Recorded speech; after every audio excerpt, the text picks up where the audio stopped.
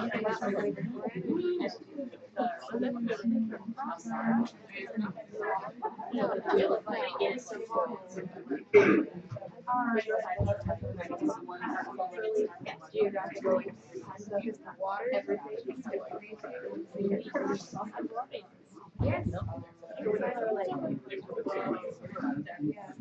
everyone. Good morning. Good morning, everyone. Hello. Good morning, everyone. Hi. Hey,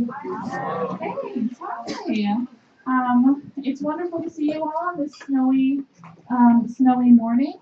That you all are the brave group that came out today, so we greatly appreciate that. If you don't know, my name is Deborah Rodriguez. I'm the program coordinator at the Center for Women's Studies. So the Center for Women's Studies recognizes our collective responsibility to acknowledge our colonial history. Our campus sits on the unceded traditional lands of the Oneida Nation. We recognize that discussions of gender and other systemic issues cannot exist without acknowledging the influence Haudenosaunee women had and have on feminist movements. Please take a moment to consider the many legacies of violence, displacement, migration, and settlement that bring us here today. Join us in uncovering such truths at any and all public events.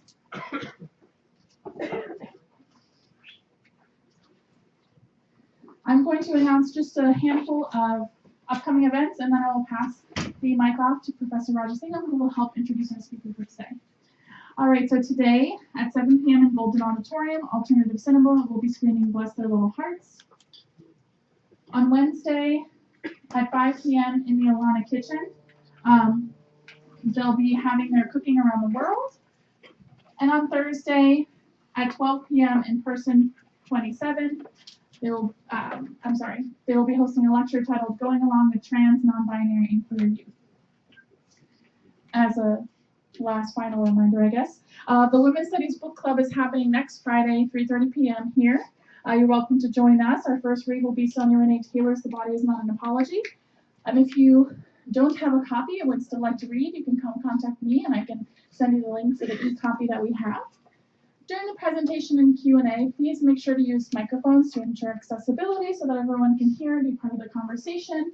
And please remember to clean up around yourselves at the end and help stack chairs if you can. My interns would very greatly appreciate that. So I'm going to pass the mic off to Professor Raj Singham, and we'll get started. Thank you so much. Okay. Should I use this? Sure. Okay. Okay. This is on. Good afternoon, everyone. Good afternoon. Good afternoon. Good to see you today. It's really a pleasure for me to introduce Candice Amiche, who teaches at Vanderbilt. I would characterize her as someone who's meditating extensively on neoliberalism, culture, and feminist resistance to contemporary capitalism and imperialism. And her forthcoming book, which I'm really looking forward to, and some of us have already read parts of, students in my class, for example, is Precarious Forms, Performing Utopia in the Neoliberal Americas. And in it, she mapped strategies of refusing neoliberalism and imperialism in the Americas by turning to performance artists, poets, and multimedia forms that focus on the concept of utopia as a way of insisting that another world is possible for all of us. Professor Amiche, in addition to this wonderful book, has is part or edited, along with Ellen Diamond and Dennis Varney, a collection called Performance, Feminism, and Affect in Neoliberal Times. This book examines feminist performative acts that contest the unraveling of collectively won gains in gender, sexual, and racial equalities across multiple sites, including Asia, Australia, Canada, Europe, Latin America, and the United States. Now, she's not presenting on those today, but on her new project on Cuba called Planetary Cuba, and this is ongoing, exciting work. And I don't know it. I'm very excited to hear what she has to say. So please help me in welcoming Candice Amiche. Thank you.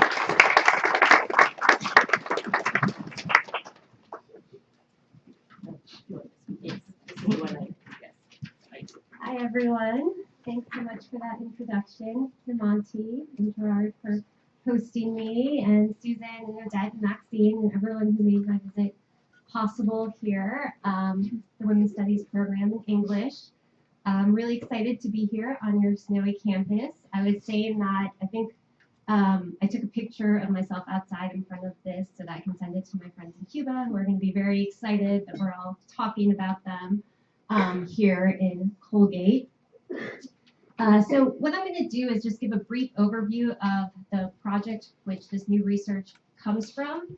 Then I'm going to show some videos and ask for your response to them. And then I'm going to go into the actual substance of the talk about protesting femicide specifically in post-Soviet Cuba.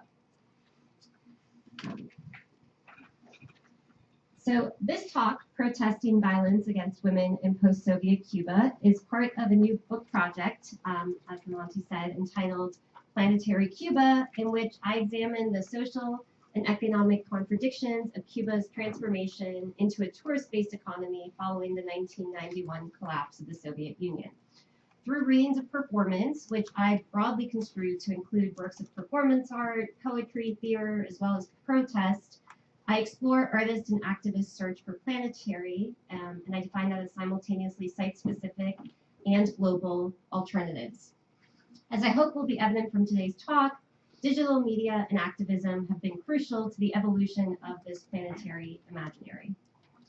While the turn to a tourist economy has clearly exacerbated the racial and class inequalities the Cuban Revolution defined itself against, in this talk I set out to address the following questions. How have gender and sexual rights fared in this period of liberalization and commodification? How has the rise of digital activism made it possible to link local struggles not only to regional and international campaigns, but also to each other? What are the possibilities and limits of civil rights struggles that draw on a global discourse of human rights? And what kinds of performance are women's rights activists and state actors engaged in? In recent years, the rapid rise of internet access on the island has made it possible to align social movements with the human rights discourse of international social society. So it's estimated that more than 50% of the Cuban island is now online. A few years ago, that was like 10%. It was known for having like the lowest connectivity hemispherically, and this has made a big difference in terms of activism. Since December 2018, so only for about a year or so, Cubans can now access 3G and 4G on their mobile phones from their house, so they don't have to be in public Wi-Fi parks. Usually these accounts are funded by family and friends abroad. And with this gain in visibility comes a loss of particularity, though, as to the specific social conditions under which these Cuban civil society struggles have emerged. So rather than replicating universalizing discourse of rights, which is especially problematic when thinking about Cuba, because so much of U.S. kind of imperial propaganda against Cuba uses the discourse of freedom of speech, human rights, and so how to actually, what I'm thinking about is how to credit these actors, activists on their own terms, but not replicate this universal discourse of rights. So I, aim to contextualize my findings in the longer history of the Cuban Revolution's relationship to women's and sexual minorities' rights, and two, to recognize the role Afro-Cuban women in particular have played as primary agents of change. Since its creation in 1960, so the year after the Cuban Revolution, the Federation of Cuban Women, the FMC, has served as the primary vehicle for advancing women's interests in education, workplace, and home, but that's been within the parameters of the revolution's egalitarian aims. So attempts to organize women independently of the Federation of Cuban Women have been discouraged, and affinity groups have been disbanded when seen as a threat to national unity. So this will be a recurring theme. Historically, denial of structural forms of discrimination by the Federation of Cuban Women, which is aligned with the official Communist Party, have made it harder for the voices of victims to be heard. A recent case study published in the Journal of Human Rights and Social Work offers a concrete example of how this official silencing works. So when an Afro-Cuban woman in attendance at a conference testifies to her experience of domestic violence, the lack of help that she's gotten from police before an audience of international social workers, the official panel presenters from the Federation of Cuban Women just refute and outright minimize her experience in order to affirm the official discourse, which is that there's zero tolerance for gender-based violence and discrimination. So before I really dig into the contradictions of official Cuban discourse around gender rights and wrongs, I want to turn to a recent New York Times opinion piece entitled "Latin America's Radical Feminism is Spreading." So I was both startled and delighted when I saw this headline based on the research I do. And so can you tell me why? Why was this surprising? Just anyone scream it out. What about Latin America's radical feminism is spreading might you not have expected?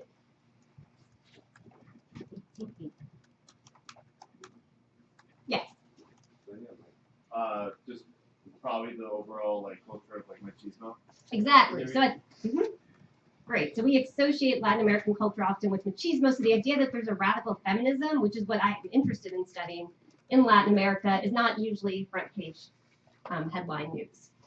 So as a student of Latin American performance and politics, one of the main interventions I'm interested in is highlighting the role that women have played in radical and revolutionary movements. And they've too often been left out of the story of the movements and revolutions that they, one, participated in, but also fought to make more egalitarian. So they weren't just, getting behind the men, but they were actually fighting for a different kind of revolution. And that story's largely been erased. So the image of hundreds, if not thousands of women pointing is from a performance, Un violador en tu camino, which is translated as a rapist in your path, which I hear some of you have seen versions of this anthem video before.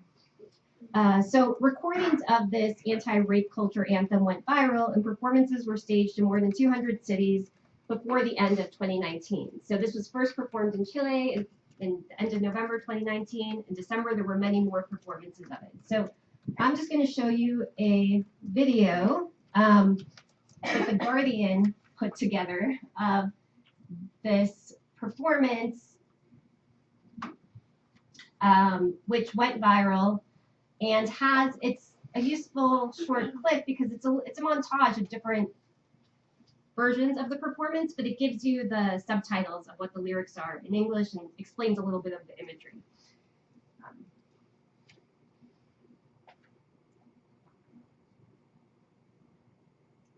Sorry, my embedded videos were not.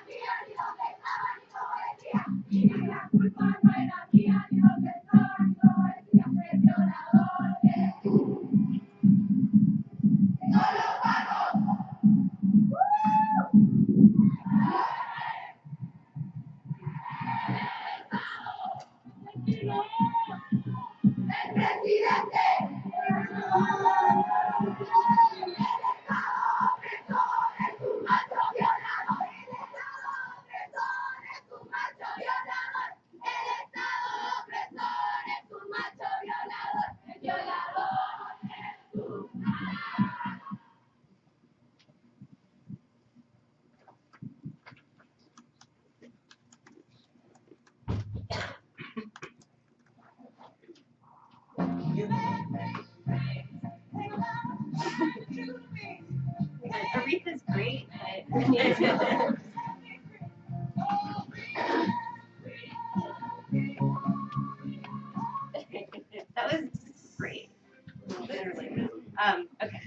There we go.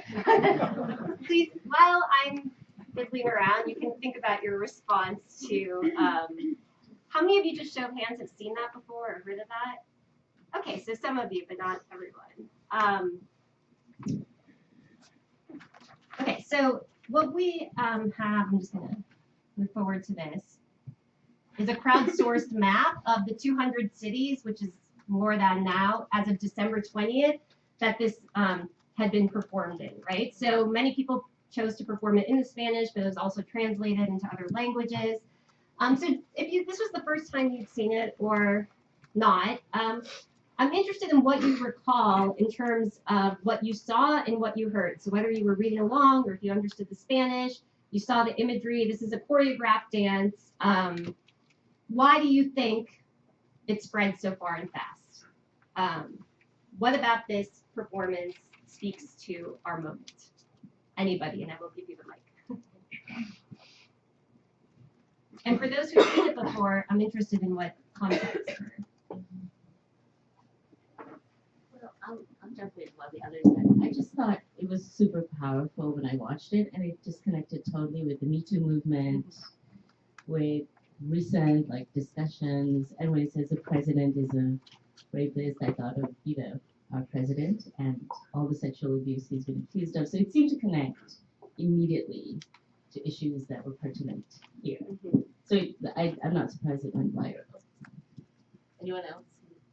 Yeah, and it was performed outside the Trump Towers.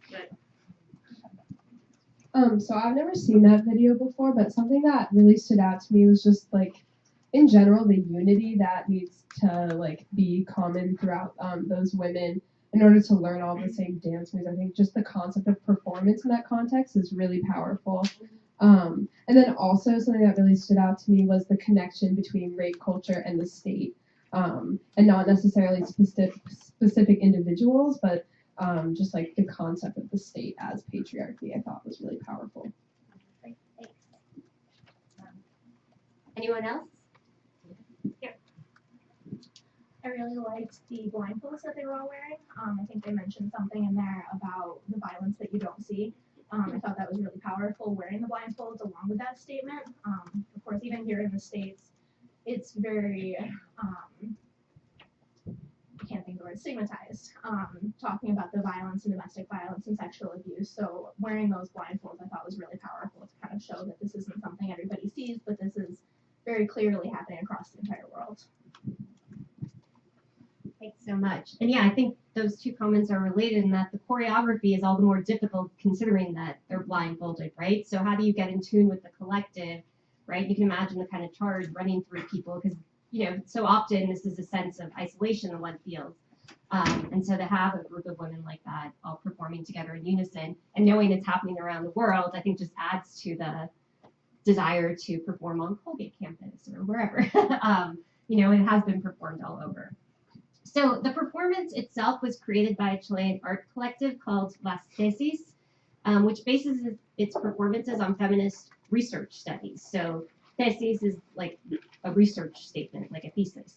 And Un Violador en Tu Camino is based on the scholarship of an Argentine feminist anthropologist, Rita Segato, who researches rape and the widespread failure to prosecute perpetrators of sexual assault. So the choreography and chant emerged in the midst of major protest against the Chilean neoliberal state. So many of the lyrics, the blindfolding, the gestures have very specific resonance in terms of state violence in Chile, but then they also apply to many other contexts as well. So during the protest in Chile, many people were blinded by police by rubber bullets that were shot at them. And then there's also a history of blindfolding and blinding during torture inside the National Stadium in Chile, which is one of the places where the activists were performing outside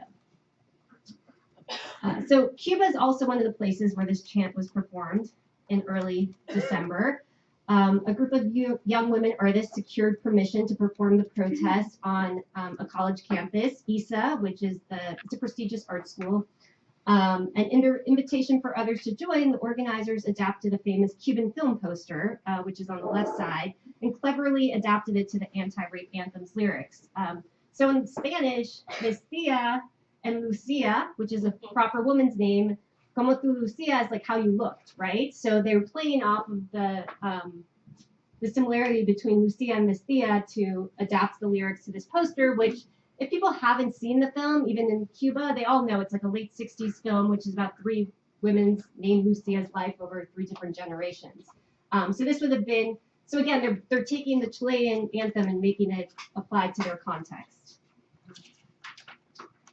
So dramaturg and poet Martica Minipunto, who's this person, participated in the ISA performance and said she learned about the local performance from her colleagues online who had blasted that poster I just showed you.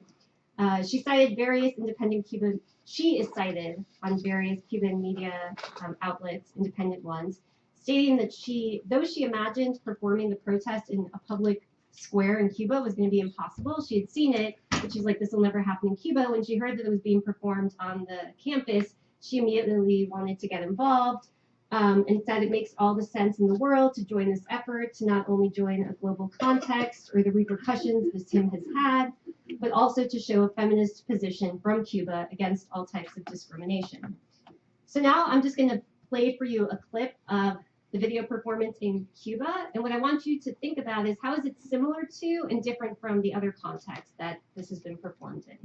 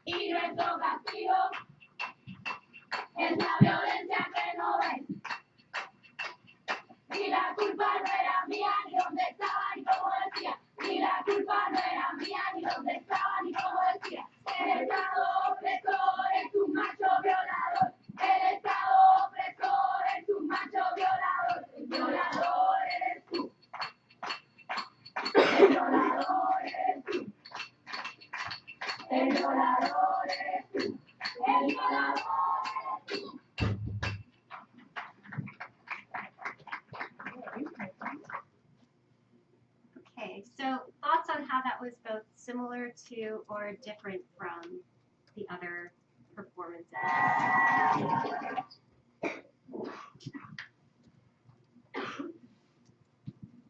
Anything about the site specifically where they performed on this campus? I love to ask leading questions.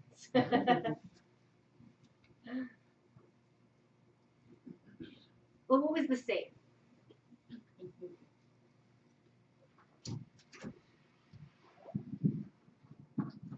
In regards to differences, they picked a very secluded area, and maybe it wasn't recorded, but the whole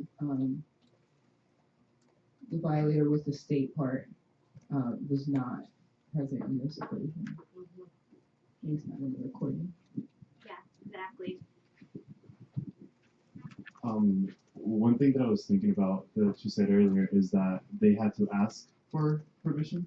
And I just wanted to know if you could expand on that a little bit more, right? Because I'm just thinking of our context. If we wanted to do something here on campus, right, it probably wouldn't be the same process. And I think it kind of has an influence as to how many people could also show up, right, to do this type of thing. Great. So yeah, the big difference was that it was in a more secluded area. So to get on that campus, which is beautiful, it has an amazing history.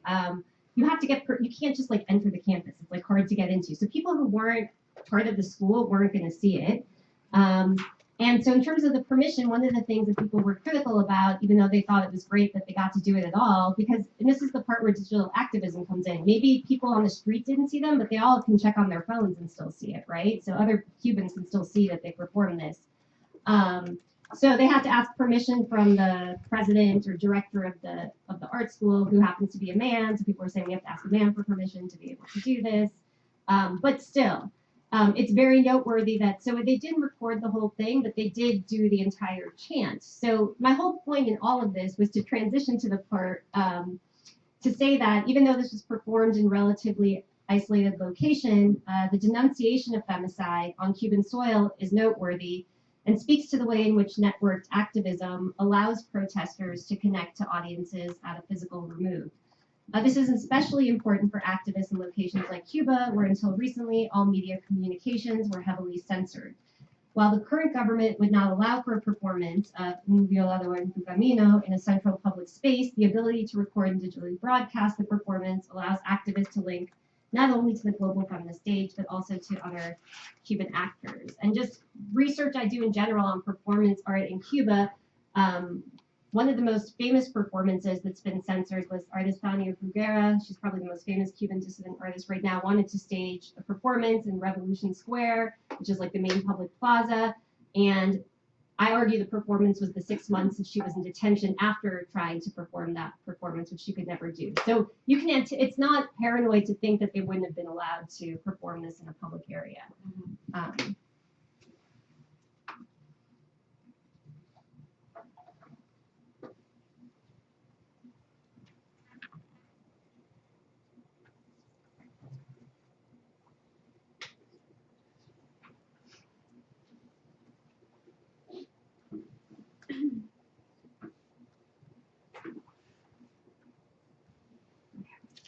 I will get that in a second. Let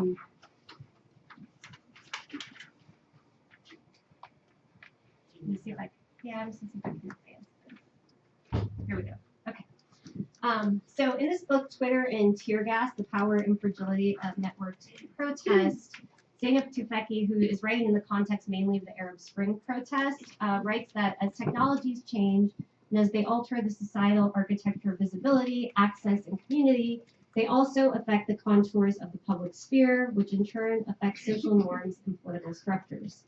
The success of the movement to acknowledge femicide as an actual phenomenon, which Cuban government only admitted this past year. So for many years, activists have been saying this is a problem on our island. The government said, no, it's not. We don't have this kind of gender-based violence here.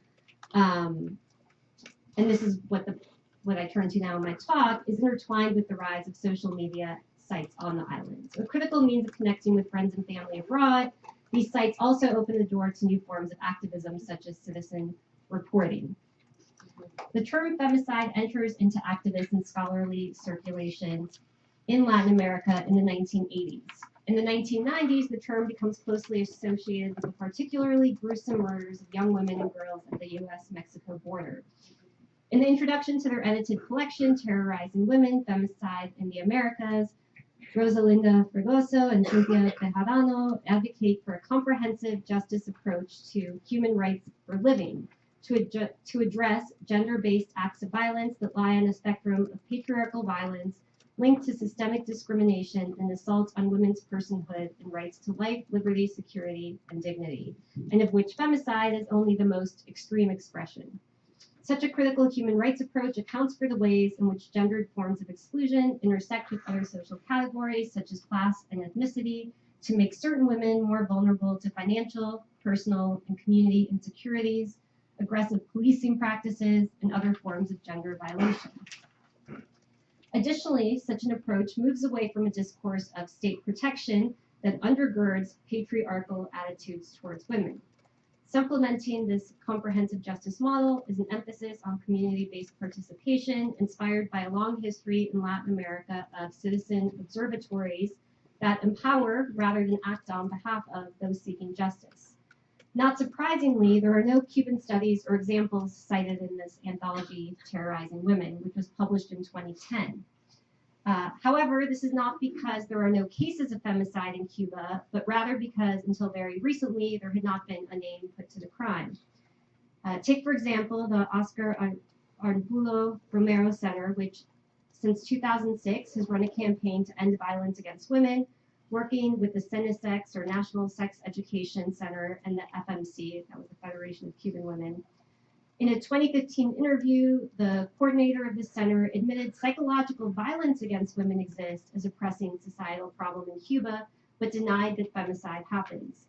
As recently as 2018, Marielle Castro, director of CENISEX and also the daughter of Raul Castro, declared that femicide does not exist in Cuba because Cuba is not a violent country.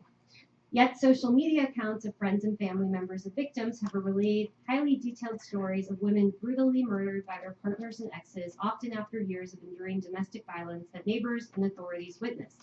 These stories have then been amplified by independent journalists with the names of victims published. So my basic argument is that until there was social media and people were saying, actually, yes, this was my daughter, my sister, my cousin, my friend that was killed by her boyfriend, it was possible to deny that this even occurred.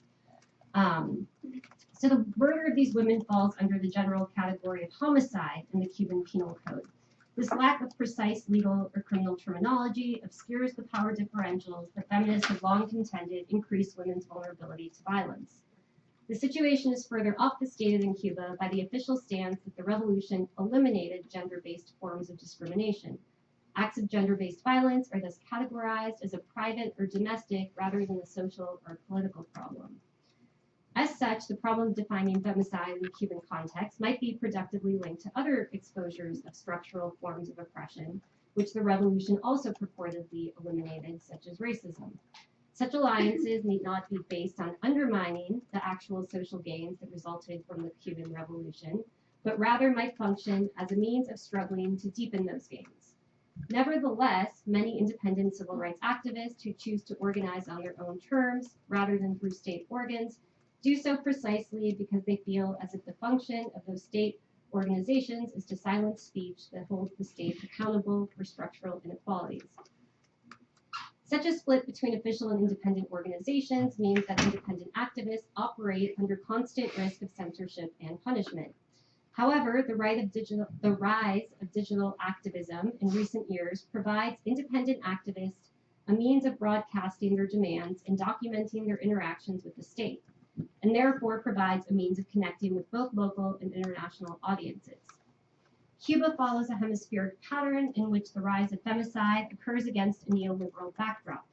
Though Cuba maintains a mixed market socialist economy, the opening of the island to private capital and turn to tourism as survival strategy in the 1990s marks a neoliberal shift that has fomented desperate forms of entrepreneurialism, including a return to prostitution. And I'm not making a moral argument here, but it's important to note that the virtual eradication of prostitution after the 1959 revolution was heralded as one of the revolution's major successes. Women who formerly worked as prostitutes were given educational training and new work opportunities. In her 1990s essay, Hustling for Dollars, Jineteras in Cuba, Coco Fusco likens the Cuban government's courting of sex tourists to the maquiladora model. These are the factories on the US-Mexico border. Pussy Paradise, as Cuba is now called over the internet, is a place where these foreign men can act out their fantasies without any threat of police intervention, not unlike the multinationals looking for cheap, unregulated labor across the border. A dominant feature of sex tourism on the island is the fetishization of brown and black bodies by white European and North American visitors. Moreover, white Cubans disproportionately benefit from official tourist businesses and family remittances. According to Roberto Zurbano, who is the former director of the Casa de las Americas, which is a very prestigious publishing house, and then was dismissed from his position for exposing Cuban racism in a New York Times editorial, he argues that Cuba is composed of two contrasting realities. The first is that of white Cubans who have leveraged their resources to enter the new market-driven economy and reap the benefits of a supposedly more open socialism. The other reality is that of black plurality, which witnessed the demise of the socialist utopia from the island's least comfortable quarters. So many Cubans who left immediately after the revolution, like my father in the early 1960s, were white Cubans. And that has to do with then who has family in other places around the world who can send them money to make life more bearable.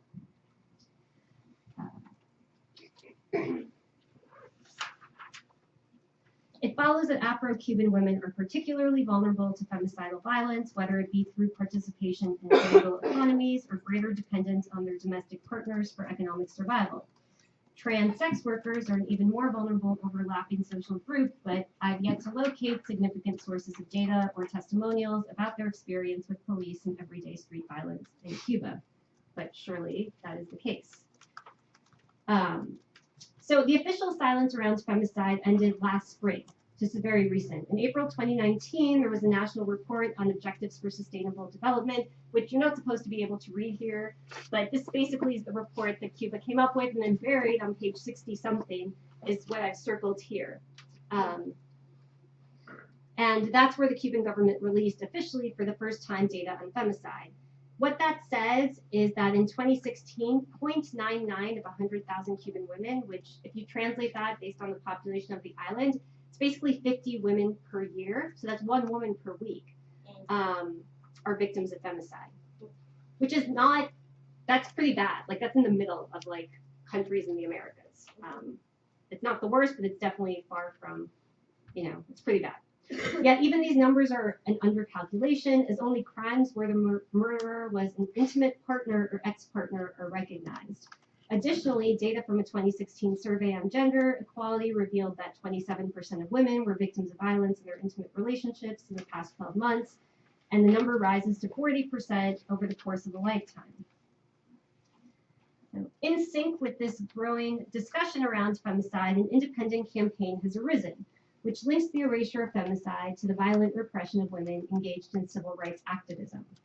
On September 20th, 2019, Unidas por Nuestros Derechos, so United for Our Rights, launched a Twitter campaign in which activists from the Cuban Women's Network, whose website is hosted by a Cuban woman in Spain, but the members are all located in Cuba, and the Cuban Alliance for Inclusion, it's an umbrella organization of civil rights groups based in Havana, posted videos addressed to international women's rights leaders asking for their support for an end to political violence against women in Cuba. These brief videos are not polite requests, but pointed critiques aimed at conveying independent Cuban, so by independent I mean not members of the Communist Party, women's lack of access to political power, both within the nation and on the international stage. Most of the videos are addressed to Michelle Bachelet, the current UN High Commissioner for Human Rights and former president of Chile.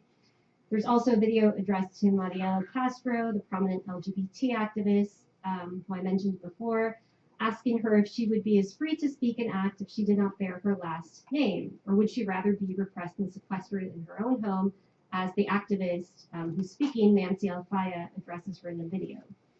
Based on the Twitter campaign and journalistic accounts, Unidas por Nuestros Derechos appears to be a multi-generational, multiracial campaign led by 2 Afro-Cuban women, up here, Martadela Tamayo and Nancy Alfaya, both of whom were prevented from reaching the headquarters of the Comité Ciudadanos por la Integración Racial, or Citizens for Racial Integration Committee, the physical location where they planned to launch their campaign demands.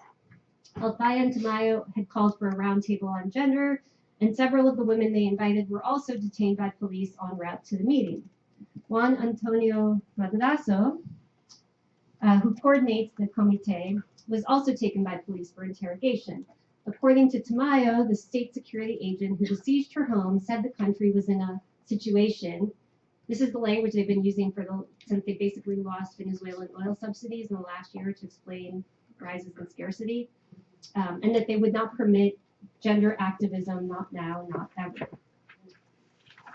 So for Alfaya, one of the 2 co-founders, these repeated acts of censorship are the perfect example of the kind of political violence against women that the campaign seeks to eradicate. While a small group was able to gather a week later in rapper Osvaldo Navarro's home, where Tamayo presented findings from the gender guide she developed, other members of other independent cultural organizations were basically stopped, and state security forces interrupted and broke up that meeting as well. But the reason I know about all of this is because these activists are on social media, so you can friend them and follow them and hear about what's happening. So Alfaya had been detained by police on her way to the meeting. She reports on her Facebook page the following intimidation tactics employed by the state. So this is just my rough translation for ease of listening here. I was arrested in full view when I left my house with my husband, Jorge Oliveira, by two National Revolutionary Police officers, and at the head of the operation, Major Alejandro. My detention was a forced disappearance. They did not give my husband information about where they were taking me. I was taken to the police station of Cuba and Chacon in the municipality of Old Havana. I was under heavy interrogation by Major Alejandro for 4 hours, threatened so that I would abandon my activism in defense of women's rights. He told me they would not allow me any activities, meetings, gatherings, gender roundtables, activities of the Writers and Artists Club of Cuba, or to leave the country, that I would remain regulated, under surveillance and unable to leave the country. So regulated is a term that is used by all the activists who are prevented from moving.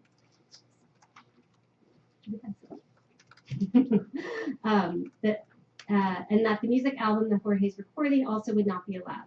After these threats, he told me that all can change in my favor if I collaborate with state security, that my life could be different if I make that decision. Otherwise, I would be confronted and repressed like today.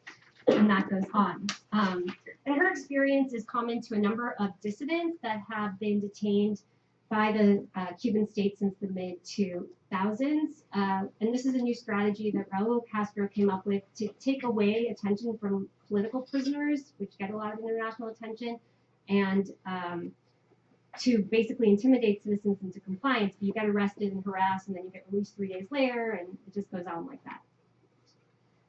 So I'm not going to play for you a video of an LGBT rights march that was repressed last spring, but what's notable about that was that even though it had been officially sponsored by Marielle Castro's group in years past, this past year it was banned. They said you can't go out on the streets, it's a bad year for us politically, we don't want the international attention, and activists still went. And in Cuba, that's relatively unusual, that activists go out on the streets and defy openly police repression.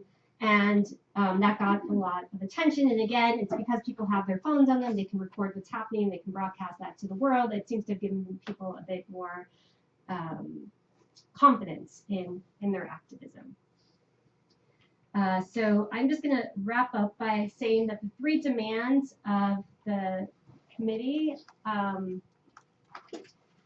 that has started to get off the ground, that Unidas por Nuestros Derechos, call attention to not just the publicity of data on femicide and demand that police officers receive proper training to deal with victims of gender violence, but that they also call for an end to political violence against women. And that's important because for activists organizing independently of state channels and therefore subject to censorship, there's an irony in calling upon the police and state for help, right? The Cuban state is organized according to a logic of defense of the revolution and its social gains. Military control extends into all areas of social life. So these might be the very people who are opposing you as you ask for their protection. Okay, so despite defiant political repression, the women who have been most exposed to political violence in Cuba are the Damas de Blanco, who are photoed here, the women in white. These are relatives of political prisoners, and they overlap in their membership with Unidas por Nuestros Derechos. So I'm just going to leave it there, but I'm eager to hear your questions or responses to the talk. Thanks.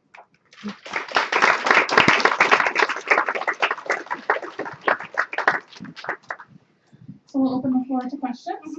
I know some folks are going to class, so in the transition, it's a good time to think.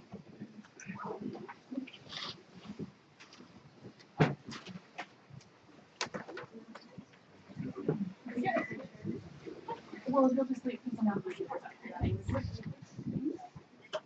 Oh, I'm coming. Excuse me.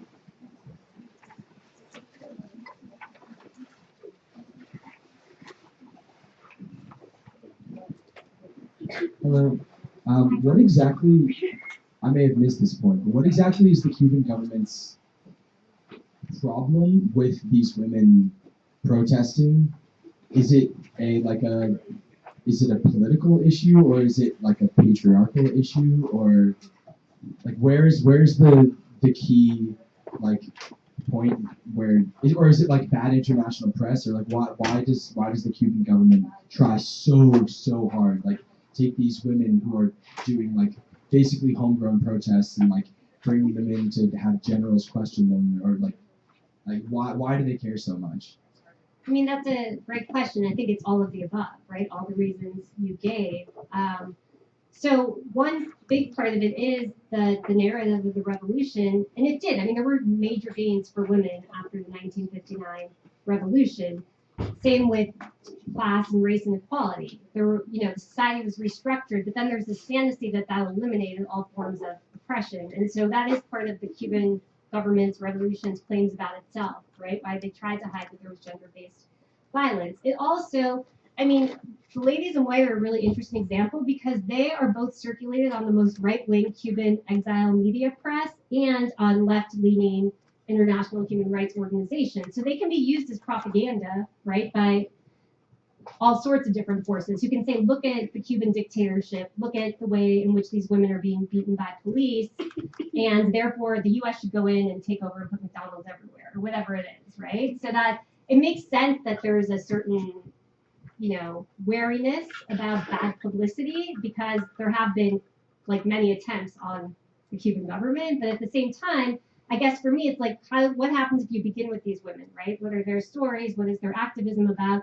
And how do you do justice to that? And part of what I find is that the whole like communism versus capitalism discourse doesn't make any sense, right? This is a neoliberal government too now. They also demand austerity of their citizens. The government's just keeping itself in power, even as people are forced to, to make all sorts of sacrifices, which isn't different than in capitalist countries. So, other questions? Just responses or thoughts too?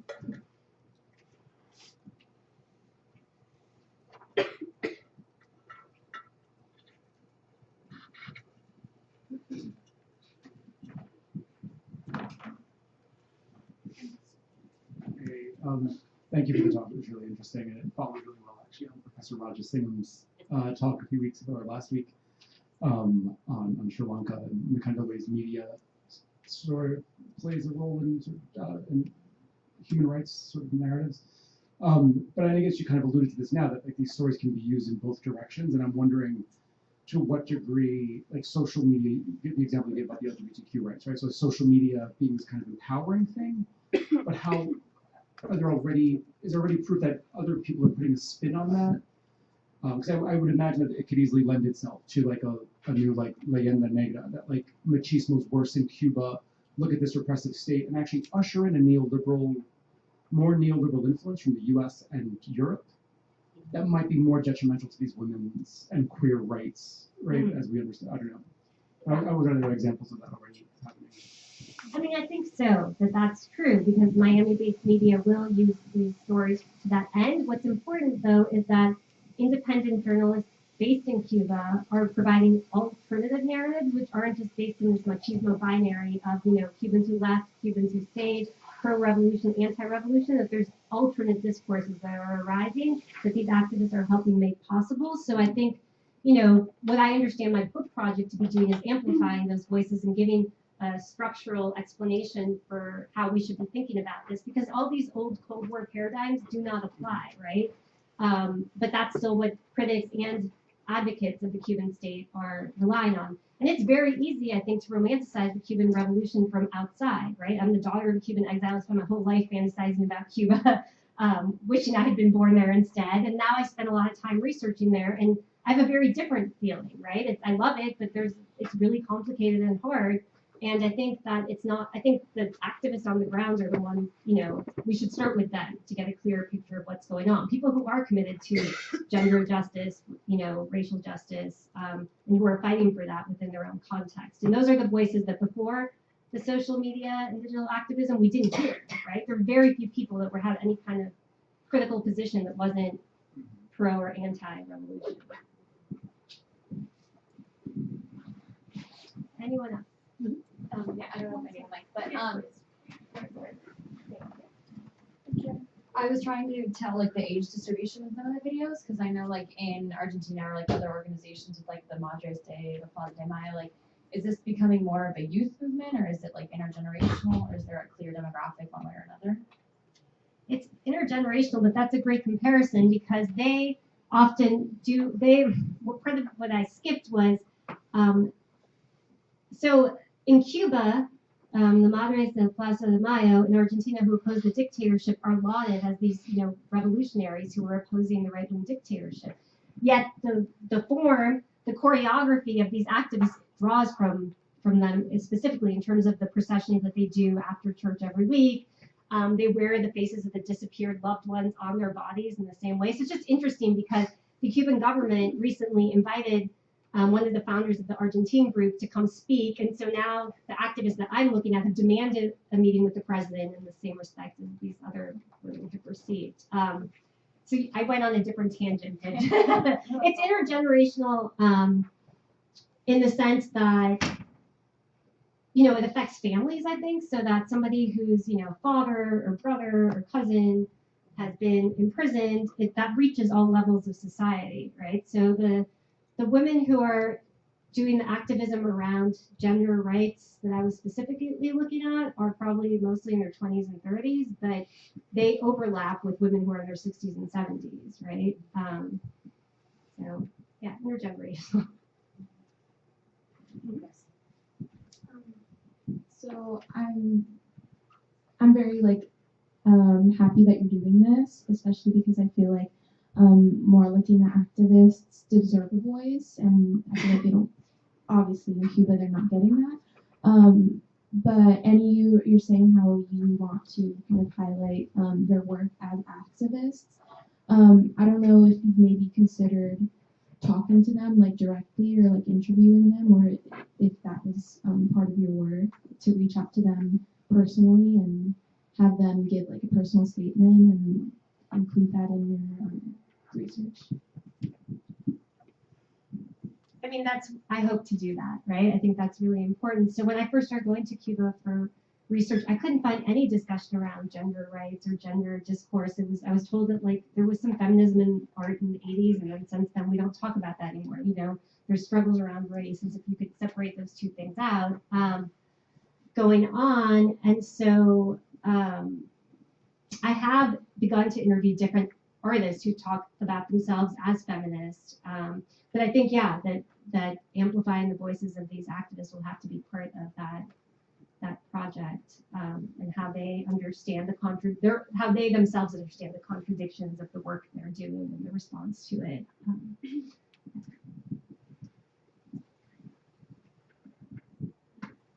Because this is such an emerging issue in Cuba, are there support services available for women who are experiencing the domestic violence or the sexual abuse that is happening?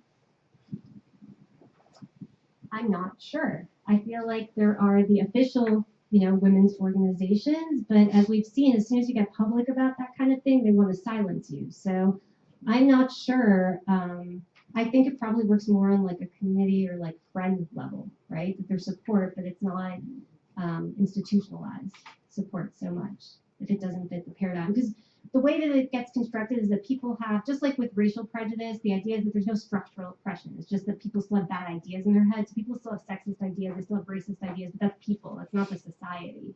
And so anything that calls attention to structural problems gets pushed to the side. So I think it's more like activists like this finding each other and then supporting each other. That is what's emerging, and I just have a little sense of that, but I'm sure it's much more widespread.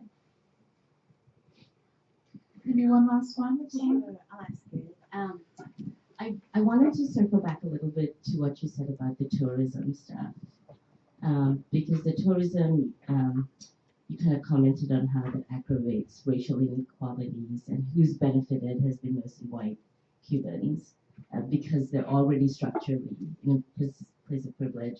And then I'm trying to connect that to the women who are, you said a lot of them, some of the leaders are Afro-Cuban, And so how does tourism and its kind of gendered nature of sex work, it's like maquiladora, like exploitation, which is about the exploitation of women, and race, like how do you connect them all together, and how have these groups kind of highlighted the racial dimensions and the tourism industry? Like if you can unpack a little bit, those overlapping contexts. I mean, I think that's exactly right in how these contexts overlap. It's not being articulated directly by these activists insofar as I've seen it. That's part of what I'm trying to provide the context for.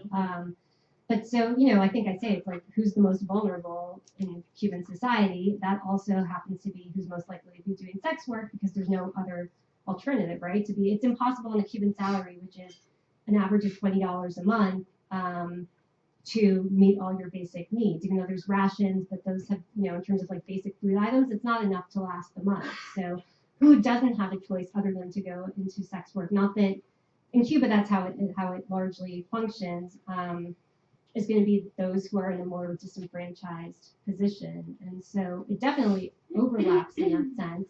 I mean, there's the whole irony of it is that, this has been since the 1990s, the idea of the Cuban Revolution was to get rid of the racist, classist, sexist structure of the 1950s Batista dictatorship era where the U.S. casinos were in there, was rampant prostitution, and that those very dynamics are the ones that are retrenching themselves now.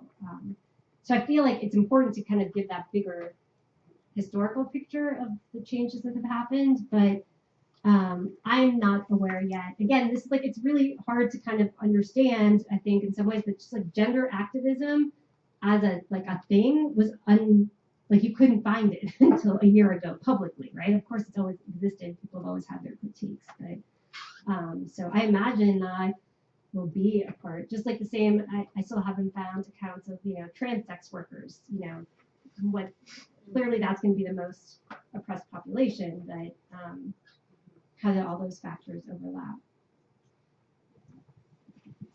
Well, thank you. If we can give another round of applause.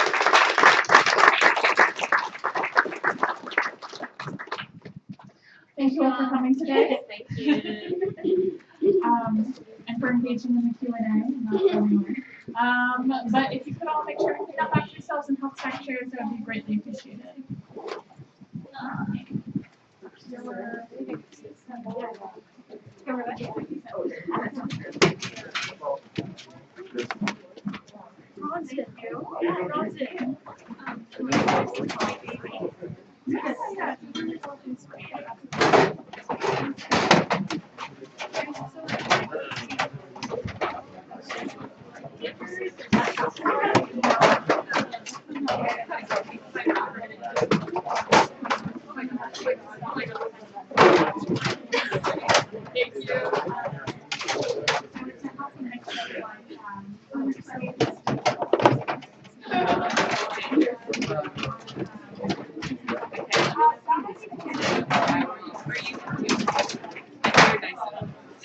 But if you want to say something.